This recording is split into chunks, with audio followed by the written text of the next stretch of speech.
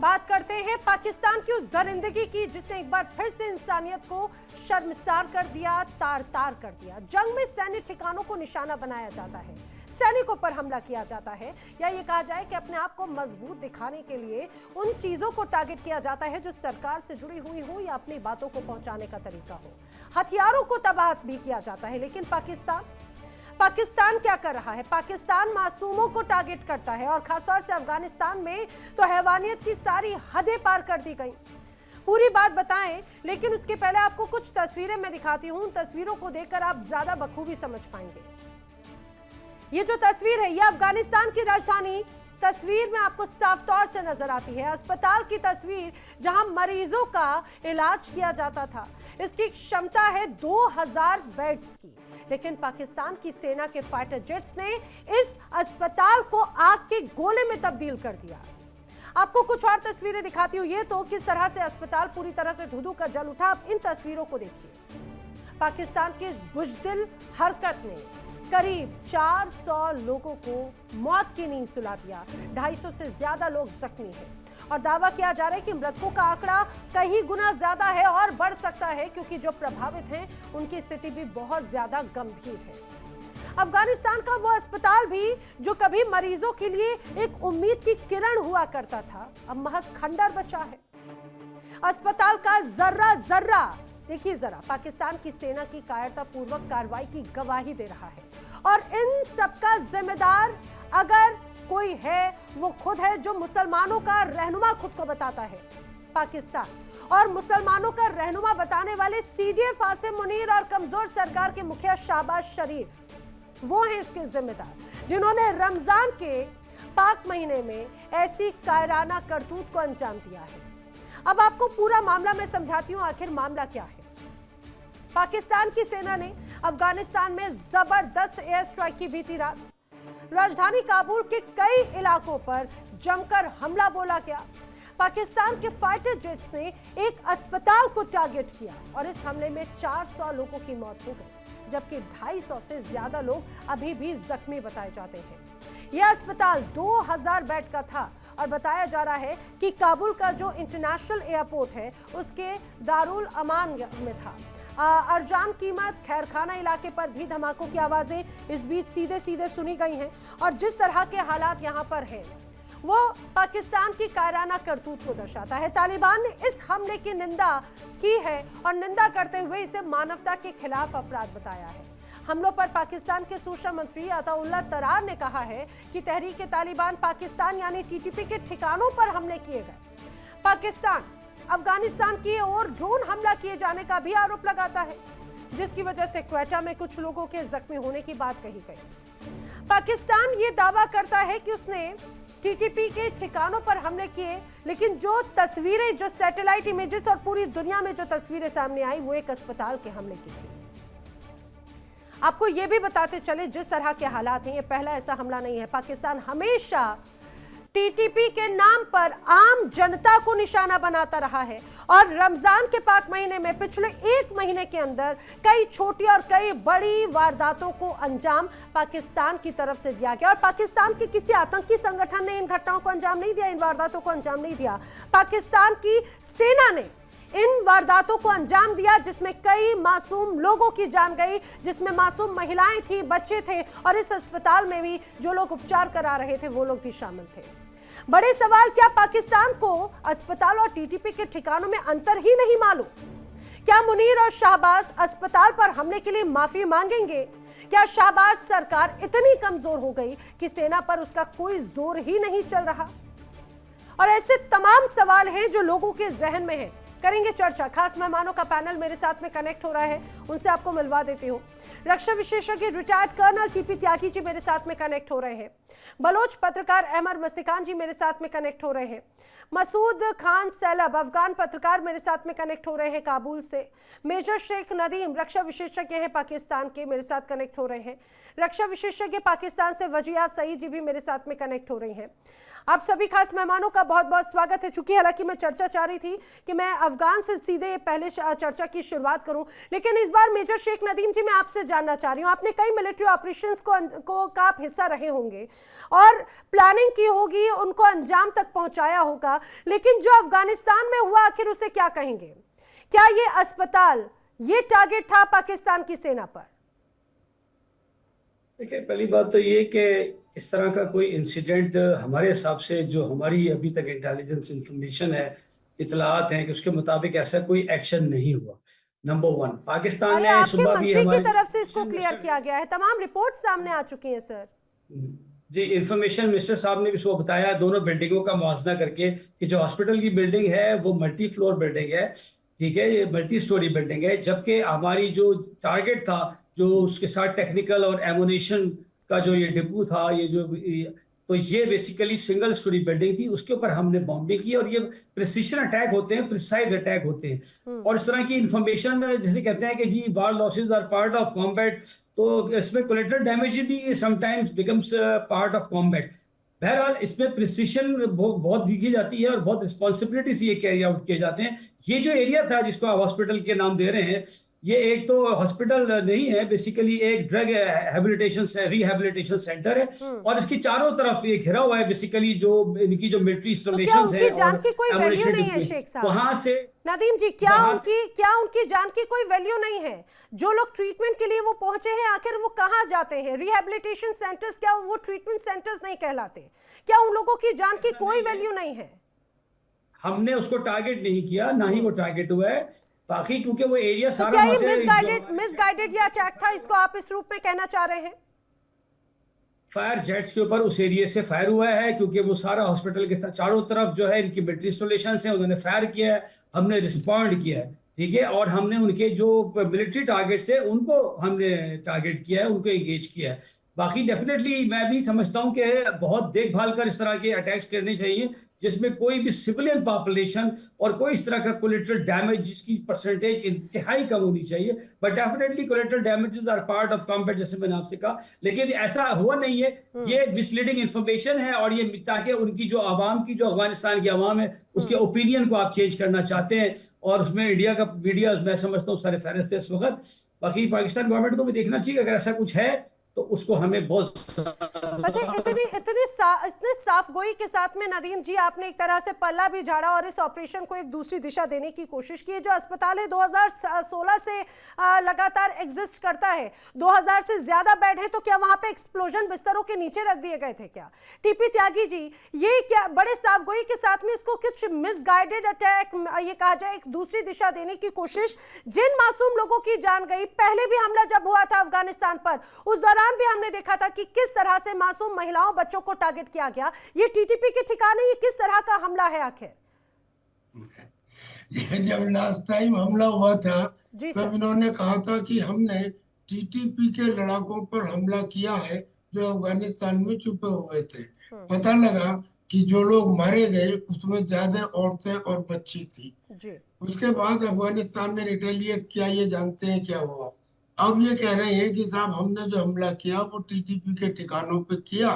अगर टीटीपी के ठिकानों पे किया या टीटीपी के एमुनेशन पे किया, बिल्कुल सही कहा इन्होंने कि क्या वो उनका एमुनेशन उन मरीजों की बेड के नीचे छिपा हुआ था? ये तो एक इस किस्म का झूठ बोल रहे हैं जैसे शेर ये कहने लगे कि मैं वेजिटेरियन हो गया हूँ जी। अब आप मान लीजिए, कौन यकीन करेगा? ऑक्सीजन कहने लगे कि मैं चीजों के जलने में मदद नहीं करती, कौन यकीन करेगा? और अगर कोई कर भी ले तो एक दफे करेगा। इनका तो कैरेक्टर ही पुराने समय से लेके आज तक झूठ बोलने का ही रहा है। नहीं, लेकिन टीपी त्यागी जी, मैं तो इस बात को लेकर हैरान हूं। एक तरफ पाकिस्तान के खुद मंत्री की तरफ से कहा जा रहा है इस हमले को लेकर, नदीम जी कह रहे हैं फिलहाल कि अभी उसके बारे में कुछ कहा नहीं जा सकता, ये आधी अधूरी जानकारी है।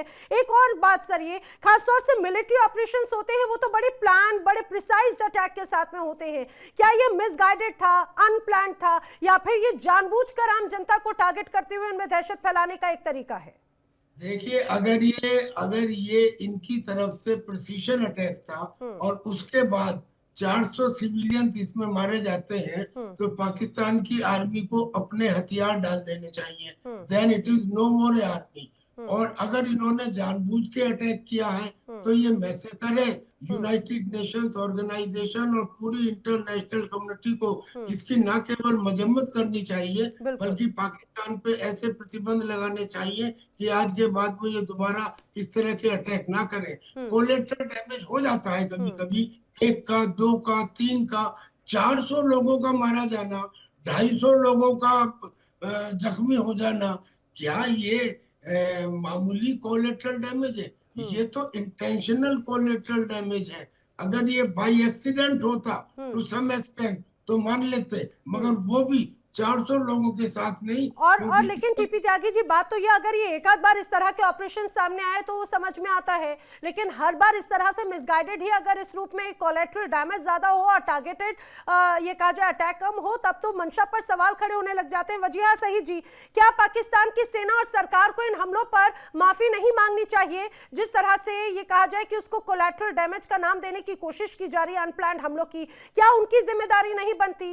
उन मासूम लोगों को बेवजह जिस तरह से टारगेट किया गया। देखिए नैना जी, मैं सबसे पहले ये कहना चाहूंगी कि ये एक बिल्कुल टारगेटेड और प्लान्ड ऑपरेशन था और हमें अच्छी तरह पता था कि उसी बिल्डिंग के आसपास टारगेट किया गया क्या? नहीं, देखिए, अस्पताल को टारगेट नहीं किया गया। आपने एक तरफ एमुनेशन का डिपो लगाया हुआ है, साथ ही अस्पताल के मंजी बिस्तर डाले हुए, तो फटेगा जब डिपो तो आप ही मरेंगे। और ये जानबूझकर उन्होंने किया और हमें अच्छी तरह पता था उस कंपाउंड के इर्द क्या है।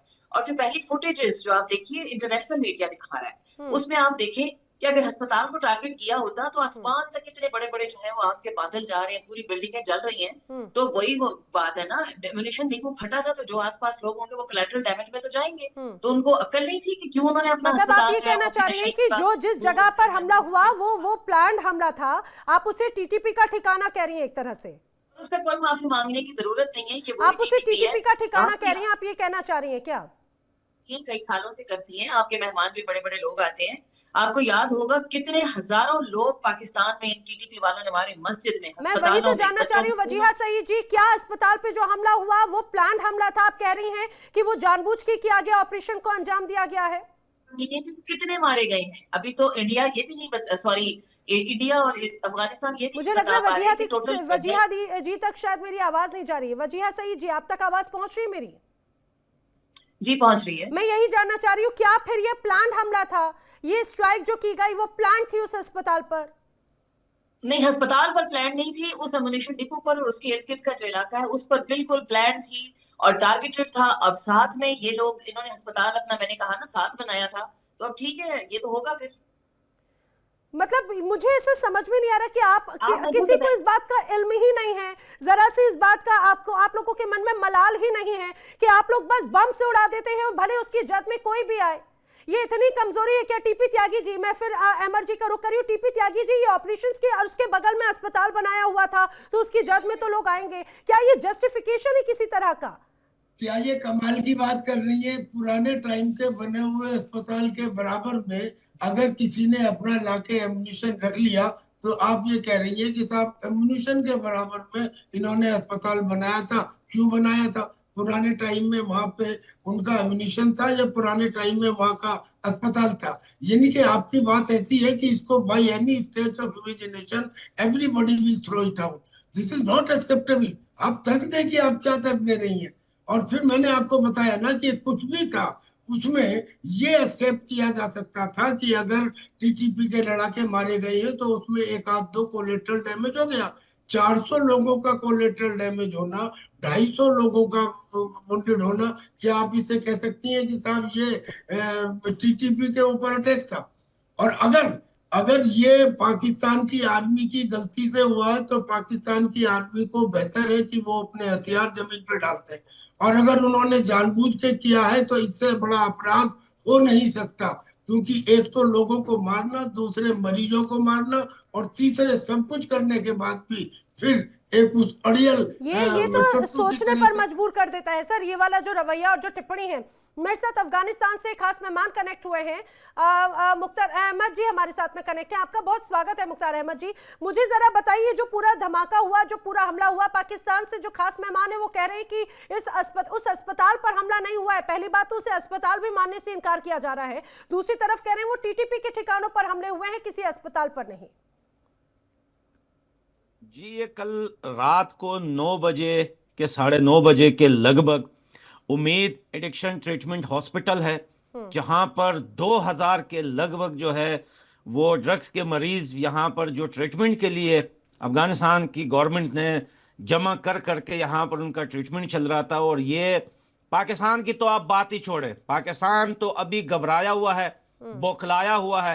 इसे पता है कि अब होना क्या है आगे जाकर, क्योंकि इतना बड़ा हमला और इतना बड़ा बॉम्ब तो सोवियत यूनियन के जंग में भी नहीं गिरा था, इतना बड़ा बॉम्ब तो यूएसए ने भी नहीं मारा था अफगानिस्तान में, जिसमें 400 से 450 के लगभग सिविलियन लोग शहीद हो। पाकिस्तान की तो बात में करेंगे, पहले इसको कंफर्म करते हैं कि ये उम्मीद एडिक्शन ट्रीटमेंट हॉस्पिटल जो था काबुल के अंदर, यहाँ पर 1000 से 2000 जो लोग थे यहाँ पर उनके ट्रीटमेंट चल रहे थे। और यहाँ पे सिर्फ पेशेंट नहीं थे बल्कि उनकी फैमिलियां भी थी। आपको पता है कि इनके ड्रग्स का इलाज यहाँ पे चल रहा था, उनकी फैमिलियां आती है उनसे मिलने के लिए, फिर वहां पे लाइन लगाया जाता क्या है। उस अस्पताल के आसपास ऐसे भी कोई इम्यूशन सेंटर्स बनाए गए हैं, टीटीपी के ठिकाने बनाए गए हैं, जैसा कि पाकिस्तान से बैठे दो खास मेहमान कह रहे हैं कि उसी अस्पताल से जुड़े हुए उन टीटीपी के ठिकाने बनाए गए थे, उन पर हमला हुआ था, अस्पताल पर तो उसकी जद में आया है।